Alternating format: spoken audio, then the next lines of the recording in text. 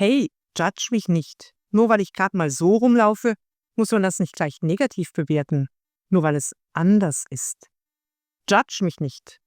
Warum sagen das Jugendliche so oft? Sie haben wohl das Gefühl, dass sie ständig vor irgendeinem Richter stehen, der sie bewertet. Sie wollen nicht gejudged werden. Du und ich ja auch nicht.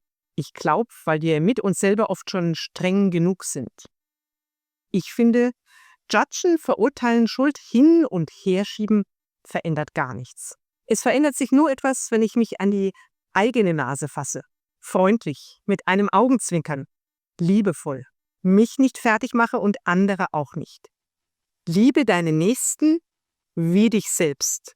Dann brauchen wir das gar nicht mehr, das Werten und Beurteilen. Nur einen liebevollen Blick, gütig, großzügig und weitherzig. Jeder ist anders komisch, auch ich und du. Na und? So vielfältig und bunt ist das Leben doch viel schöner.